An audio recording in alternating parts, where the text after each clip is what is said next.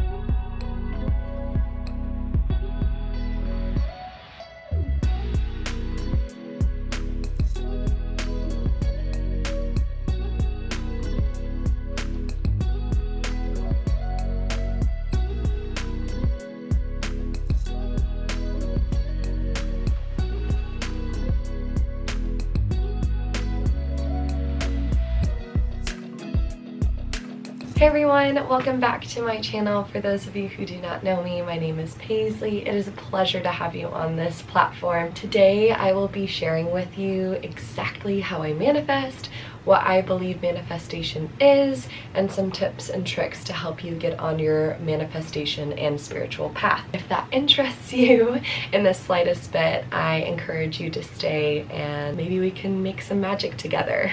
And if you can hear my air purifier in the back, I'm going to turn it off for us 1 second. So I'm absolutely thrilled to share this practice with you. It's something that I am personally extremely passionate about, and it has helped me along my path on this physical plane that we are experiencing together. So any which way that I can share this amazing magic that we have at the tips of our fingers is something that I want to do. To start off, manifestation, well, I guess technically, in a rough way to put it, it is making your thoughts turn into your reality, right? It's like that law of attraction of like what you put out is what you get back into return. Everything on this earth, everything in our universe gives off energy, right? So we're basically these antennas, these giant antennas walking around, and our vibration, that what we're putting out is what we're gonna get in return.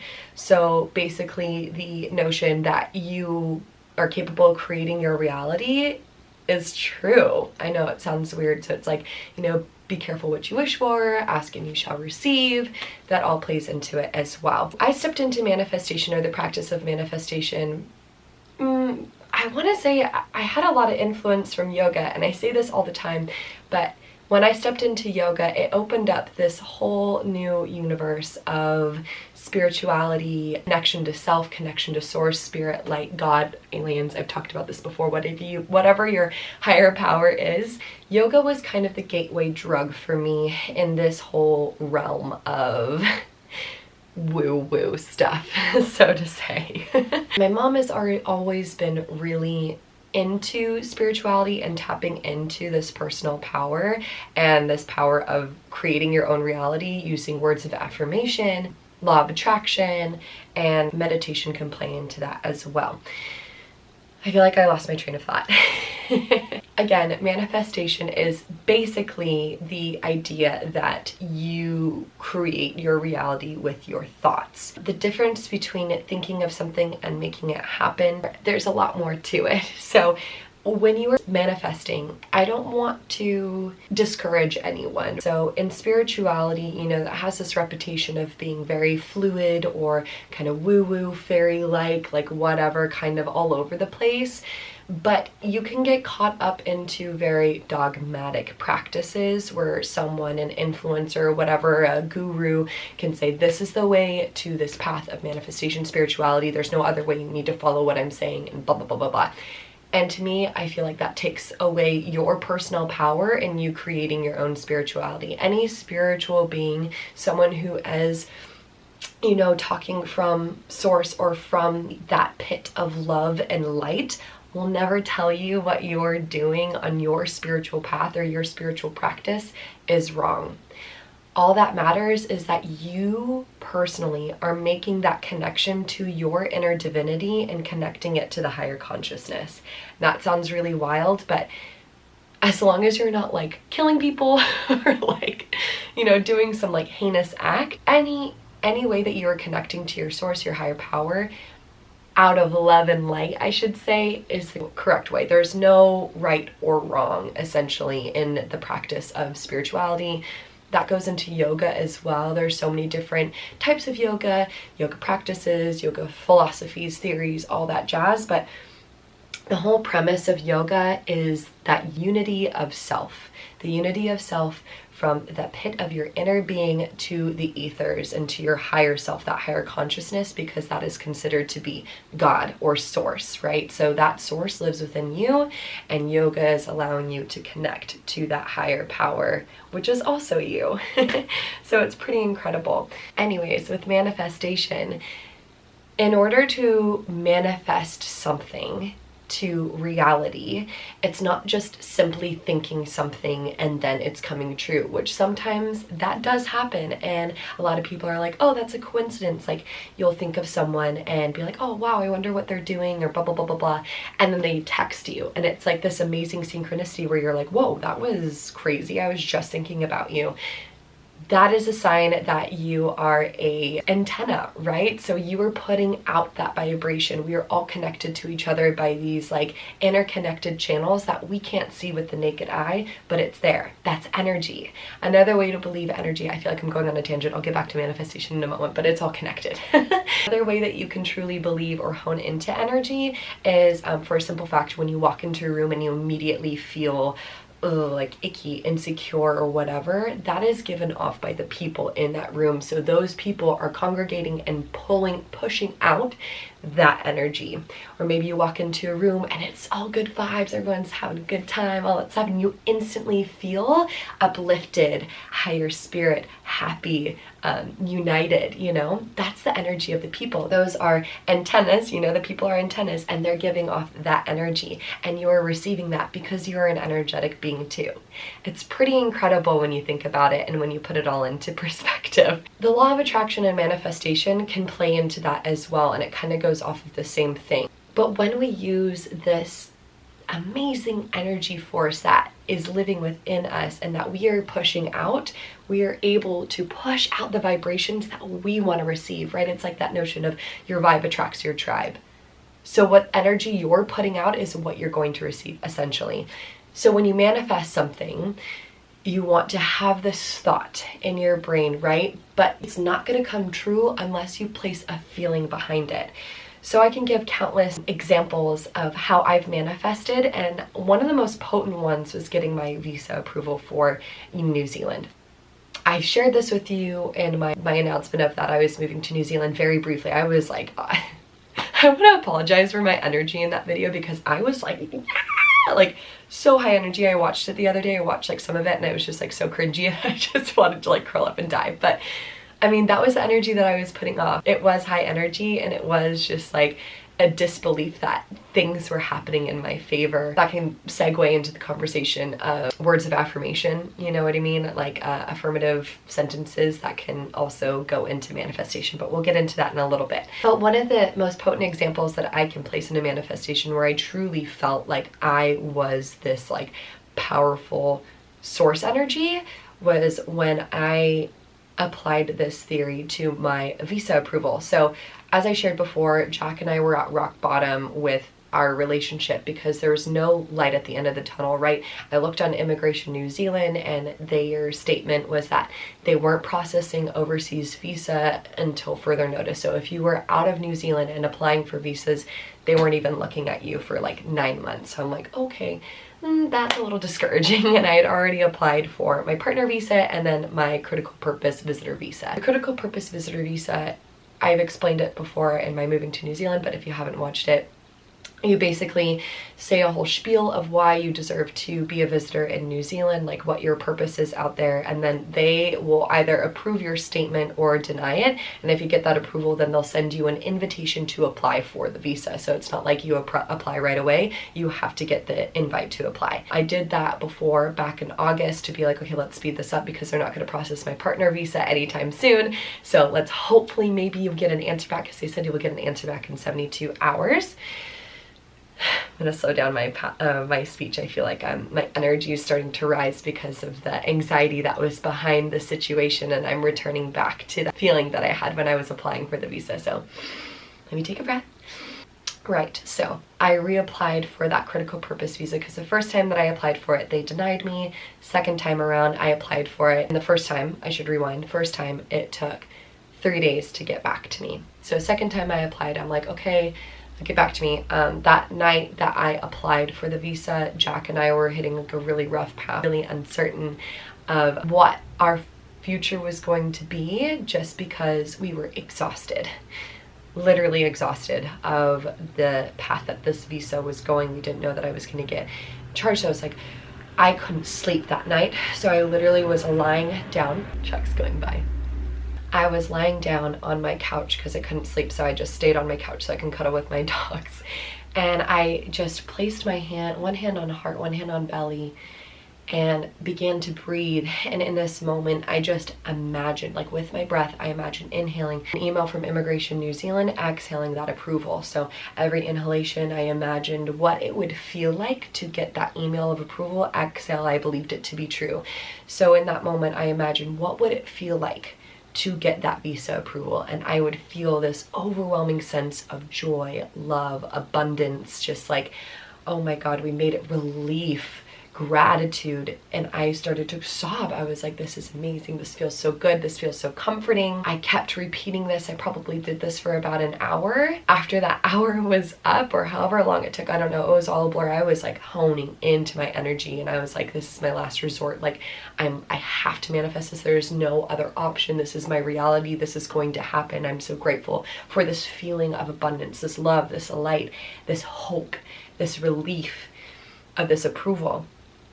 And that morning hadn't even been a full 24 hours of me applying for that critical purpose partner visa invitation. I got the approval for that invitation.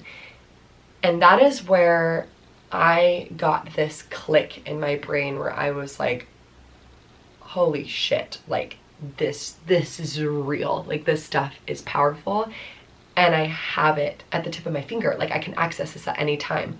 So as soon as that happened, I had already been journaling a lot in my manifestation journal. So what I showed you before about how before I would do like little mini vision boards for every manifestation that I had. I'll put my TikTok video all about it. It's like a minute long, and it shows exactly what I do to make that mini vision board. So I'll put it right here. So today I'm going to be teaching you how to create your own manifestation journal. You're going to need a journal, tape or glue, pens, markers, old magazines, and even Pinterest for extra inspiration. Next, you're going to want to write down your manifestation goals. So here are some examples of what I'm trying to manifest within the next moon cycle. It'll be completely unique to you. Next, you're going to want to look through all of the old magazines, Pinterest, etc. to see pictures that truly resonate with what you're trying to manifest, or things that symbolize what you're trying to manifest. You'll print out whatever pictures you need and then cut them into little pieces like this, and then glue those little pieces into your journal or tape them however which way you'd like, or leaving room for writing. The writing is where the magic happens. This is where you put your manifestations or your affirmations, and you're going to write them down as if they already happened. And of course I had to put my sigil in. And that is how you create your own manifestation journal. I hope this was helpful. Happy manifesting. So that is how I create those mini vision boards, and that is what I was doing prior to this whole debacle of the visa. Obviously it was the thought and the feeling that I placed behind that, and that meditative state that I got into, but I wanted to put it in physical form and on paper. I shared this in my announcement video, but I began to make little vision boards of Jack. So I put all of the little letters that he gave me throughout our relationship when he sent me flowers, and I even wrote my biggest manifestation: I will be in New Zealand in December of 2020. That was pretty powerful, and I share my whole experience in my other video. I keep referring back to that video. Sure enough, after continuing to meditate, write down, visualize, and feel the sense of like how it would feel to be in New Zealand in December of 2020, despite all of the crowdedness of the ISO hotels and how hard it was to get your reservation in, I got there in the end. If that's not manifesting my reality and creating that sense, I don't know what else I could prove to you. I also have been manifesting teaching here in New Zealand in a studio. One of the studios that I used to frequent at the last time that I was living here in Takapuna. I'm very familiar with it. I went there all the time when I was here before, and I actually talked to the owner a few times, took her a couple of her classes when I was out here before. So she knew me, we're familiar with each other. So this past Monday I went in and took one of her classes, and then one of my friends told me, who is a teacher there, she told me that one of the teachers may be leaving, so it may be a good time to put those feelers out because she knows that I've been wanting to teach. So after the class, I chatted with the owner and I was like, hey, I'm a 500 RYT, I don't know if you know that, but I just wanted to put my feelers out and see if you were looking for any teachers. I don't know, like, if you are looking for teachers, but I just want to let you know that I am eager and I am really willing to teach for you. And in that moment, immediately she's like, are you free today at 12:30? I just got a text. I was literally looking at my phone as you were telling me that you're available to teach, that I need a sub. So of course I took that opportunity and I taught in a studio for a live class. What the heck? And after the class I talked to her and she's like, how many years of experience have you had teaching? And I told her 3. And she was like, oh, thank goodness, I've never been that spontaneous with someone before. I always ask about their credentials and how long they've been teaching for, just because I like to run my studio tight-knit and blah, blah, blah, blah, blah. And she was telling me all this stuff, and she was like, it just felt right. And it was just like in divine timing. And I just like, I just trusted you in that moment. I just went with it. It truly felt like divine time in that sense. So it just still blows me away. Like, I can't believe that I was able to teach like immediately. after just asking, like, ask and you shall receive. And of course I've been manifesting that and thinking and feeling, God, how fulfilling would it be to teach in a live studio to live people now? And I would get this overwhelming sense of gratitude and love and light once again, and like, you know, that butterfly feeling and that like fluttering in your chest. It was pretty incredible. So I guess I'll move on into segues of like how I manifest. So that was one of the ways that I manifest with vision boards. So visually just like taking cutouts of magazines that represent my manifestations, placing that on paper, and then writing around it like little quotes or little journal entries that truly fit into my manifestation. Another way that I manifest is through meditation. So again, like what I was saying before when I was manifesting my visa approval, right? Just laying down, one hand on heart, one hand on belly, feeling my prana, my breath, my energy, and imagining that approval, imagining how it would make me feel, like how do I think that I would feel if I got that approval, and taking on those emotions and that visualization in my brain of that approval and letting it just exude throughout my body and electrify my body and all my cells and every fiber of my being and become alive. A third technique that I use is the 369 method, which is kind of doted on by the famous scientist way back when, Nikola Tesla. He truly believed in this, I guess, numerology, like the power of the numbers of the universe. 369 basically represents energy, frequency, and vibration. So 3 representing, right, like source, divine energy. 6 representing like the deepest strength we have within ourselves, so that inner light, that inner being, our intuition. You can hear the birds chirping, that's so cool. And 9 is in accordance of like moving on from the past, because technically there's no past and there's no future, there's only the present. So basically the ritual of this is to write your manifestation as if you already have it. So what I was using before when I was in lockdown, I am so happy and grateful for my 10,000 subscribers on YouTube. And so you would write that sentence down 3 times in the morning, 6 times in the afternoon, and 9 times in the evening. And the purpose of this is to put down your manifestation on a physical form and to see it every single day. And the key trick here is to read your manifestation out loud and imagine what it would feel like to have that manifestation to be true. That is why you write it down in the present tense, like it has already happened, like it's already your truth. And then you say it and bring that truthful feeling into your essence, right? And so that's where manifestation comes into play, where like your thoughts become your reality, what you feel is what you get.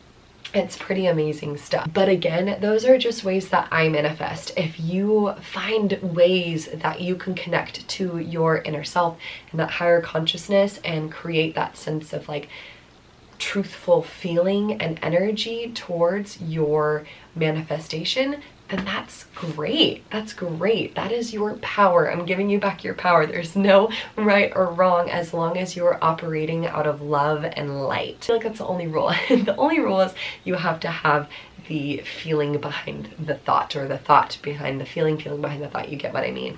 I hope this video was helpful. Let me know if you have any other questions. I know this can feel weird. This can feel not natural. This can feel a little, you know, I guess just weird. Any spiritual practice is weird and funky and doesn't feel like, sometimes it doesn't feel like it belongs to us, especially when you want to manifest something that you truly want. When you say it out loud the first few times, it'll feel silly and it'll feel like it doesn't belong to you or that you're not enough. But that is a limiting belief.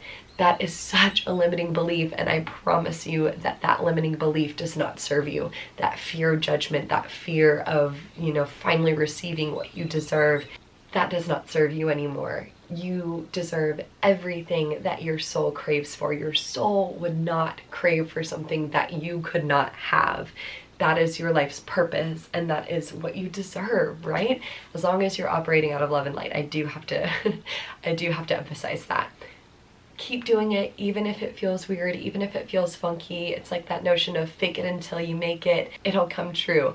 and these manifestations, putting it out on paper, if you already had it, those can be words of affirmation, right? So using those words of affirmation constantly throughout your day, so you're inviting that notion in and owning it, right? Like that is yours. A really simple way to use a word of affirmation is, or like a simple word of affirmation, or words of affirmation would be, the abundance of the universe is flowing into my life. Anyways, that was a lot of information that I threw at you. Thank you so much for listening and for being open to this. I know it feels foreign, it feels funky, it feels weird, but I promise you that this is your divine power that you can use to create your own reality. Again, do what feels right for you. What I do might not fit into what feels right for you. It is all about what makes your soul smile. If it feels really funky at first and like it doesn't belong to you, that's a limiting belief. You just gotta find what really resonates with you and then run with that. I hope this was helpful. I hope this was enjoyable to listen to. I love you all so much. Thank you so much for your outpour of love and support. Please make sure to comment, like, and subscribe. It really helps push out my channel so we can share this magic more with more people. Gosh, I love you all so much. Thank you again so much for joining me. I'll see you next time. Bye.